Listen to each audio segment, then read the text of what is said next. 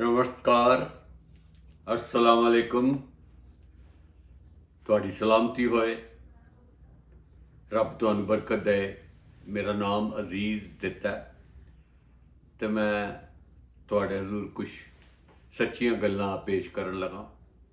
ਅਸੀਂ ਸਾਰੇ ਹੀ ਰਾਤ ਨੂੰ ਸੌਂ ਜਾਂਦੇ ਹਾਂ ਤੇ ਸਵੇਰੇ ਉੱਠ ਕੇ ਅਸੀਂ ਆਪਣੇ ਕੰਮਾਂ ਵਿੱਚ ਲੱਗ ਜਾਂਦੇ ਹਾਂ, ਮਸਰੂਫ ਰਹਿੰਦੇ ਹਾਂ। ਕਦੀ ਸੋਚਣ ਦਾ ਮੌਕਾ ਹੀ ਨਹੀਂ ਮਿਲਦਾ ਕਿ ਅਸੀਂ ਜੋ ਕੁਝ ਕਰਦੇ ਹਾਂ ਕਿਉਂ ਕਰਦੇ ਹਾਂ। ਕੰਮ ਤਾਂ ਅਸਾਂ ਸਾਰਿਆਂ ਕਰਨਾ ਹੈ, ਪਰ ਕਰਨ ਦੀ ਵਜ੍ਹਾ ਦਾ ਪਤਾ ਹੋਣਾ ਚਾਹੀਦਾ ਹੈ।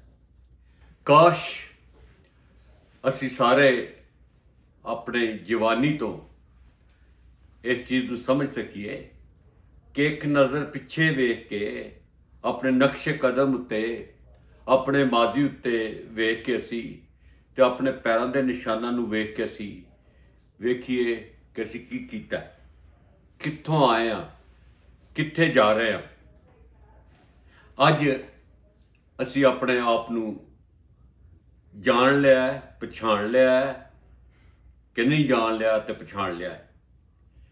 ਇਸੇ ਤਰ੍ਹਾਂ ਮੈਂ ਵੀ ਤੁਹਾਡੇ ਨਾਲ ਸ਼ਾਮਲ ਹਾਂ। ਮੈਂ ਵੀ ਇੰਝ ਹੀ ਕਰਦਾ ਸਾਂ ਤੇ ਮੈਨੂੰ ਮਿਡਲ ਲਾਈਫ ਵਿੱਚ, ਯਾਨੀ ਜਵਾਨੀ ਜੋ ਥੋੜ੍ਹੀ ਜਿਹੀ ਢਲ ਗਈ, ਉਹਦੇ ਵਿੱਚ ਥੋੜ੍ਹੀ ਜਿਹੀ ਸਮਝ ਲੱਗੀ ਤੇ ਇੱਕ ਨੂਰ ਦੀ ਕਿਰਨ ਮੈਨੂੰ ਆਪਣੇ ਆਲੇ ਦੁਆਲੇ ਘੁੰਮਦੀ ਮਹਿਸੂਸ ਹੋਈ।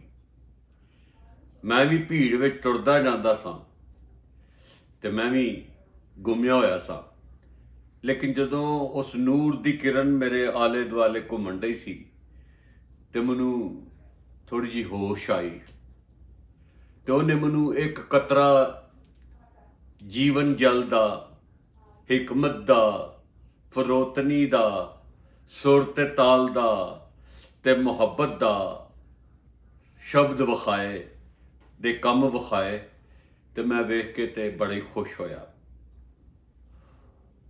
ਉਹ ਨੂਰ ਕੌਣ ਸੀ? खुदावंद यीशु ने फरमाया कि दुनिया का नूर मैं हूँ। ਉਹ ਦੁਨੀਆ ਦੇ ਨੂਰ ਨੇ, ਉਹ ਹੀ ਸੁਲ੍ਹਾ ਦਾ ਪੈਗਾਮ ਦਿੰਦੇ ਨੇ, ਉਹ ਹਿਕਮਤ ਦੇ ਬਾਨੀ ਨੇ ਤੇ ਉਹ ਤੁਹਾਨੂੰ ਲੱਭਦੇ ਨੇ, ਤੁਹਾਡੇ ਆਲੇ ਦੁਆਲੇ ਫਿਰਦੇ ਨੇ ਕਿ ਤੁਸੀਂ ਉਹਨਾਂ ਦੀ ਮੁਹੱਬਤ ਨੂੰ ਸਮਝ ਸਕੋ, ਉਹਨਾਂ ਦੀ ਕੁਰਬਾਨੀ ਨੂੰ, ਉਹਨਾਂ ਦੇ ਫਿਦੀਏ ਨੂੰ, ਉਹਨਾਂ ਦੇ ਸਲੀਬ ਦੇ ਸਫ਼ਰ ਨੂੰ।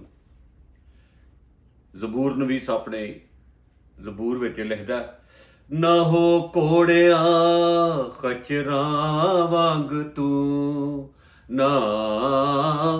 ਨਾ ਹੋ ਘੋੜਿਆਂ ਖਚਰਾਂ ਵਾਂਗ ਤੂੰ, ਕਿ ਕੁਝ ਵੀ ਨਹੀਂ ਹੈ ਸਮਝੇ ਉਹਨਾਂ ਨੂੰ।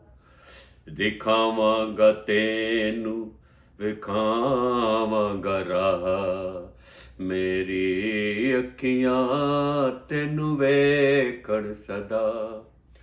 ਖੁਸ਼ੀ ਬਖਸ਼ਦਾ ਤੈਨੂੰ ਕਰਦਾ ਨਿਹਾਲ, ਖੁਸ਼ੀ ਬਖਸ਼ਦਾ ਤੈਨੂੰ ਕਰਦਾ ਨਿਹਾਲ। ਉਹ ਘੇਰਦਾ ਛੁਟਕਾਰੇ ਦੇ ਗੀਤਾਂ ਦੇ ਨਾਲ, ਉਹ ਘੇਰਦਾ ਛੁਟਕਾਰੇ ਦੇ ਗੀਤਾਂ ਦੇ ਨਾਲ। ਆਓ ਮੇਰੀ ਭੈਣੋ, ਮੇਰੇ ਭਰਾਓ ਤੇ ਮੇਰੇ ਬੱਚਿਓ, ਤੇ ਖੁਦਾਵੰਦ ਯਿਸੂ ਮਸੀਹ ਦੇ ਇਸ ਖੂਬਸੂਰਤ ਸ਼ਬਦਾਂ ਨੂੰ ਆਪਣੇ ਦਿਲਾਂ 'ਚ ਬਿਠਾ ਕੇ, ਉਹਦੇ ਨੂਰ ਨੂੰ ਆਪਣੇ ਦਿਲਾਂ 'ਚ ਬਿਠਾ ਕੇ ਤੇ ਅਸੀਂ ਨੂਰ ਫੈਲਾਉਂਦੇ ਰਹੀਏ। ਜਿਵੇਂ ਇੱਕ ਹਿੰਦੁਸਤਾਨੀ ਗਾਣਾ ਕਹਿੰਦਾ ਹੈ, ਜੋਤ ਸੇ ਜੋਤ ਜਗਾਤੇ ਚਲੋ, ਪ੍ਰੇਮ ਕੀ ਗੰਗਾ ਬਹਾਤੇ ਚਲੋ। ਖੁਦਾਵੰਦ ਤੁਹਾਨੂੰ ਬਰਕਤ ਦੇ, ਖੁਦਾਵੰਦ ਤੁਹਾਡੇ ਨਾਲ ਹੋਏ, ਤੁਹਾਡੀ ਖਾਨਦਾਨ ਵਿੱਚ ਬਰਕਤ ਲੈ ਕੇ ਆਏ, ਤੁਹਾਨੂੰ ਆਪਣੇ ਹੱਥਾਂ ਵਿੱਚ ਰੱਖੇ ਤੇ ਛੁਟਕਾਰੇ ਦੇ ਗੀਤਾਂ ਨਾਲ ਖਿਲੇ। ਆਮੀਨ, ਆਮੀਨ, ਸੁਮ ਆਮੀਨ।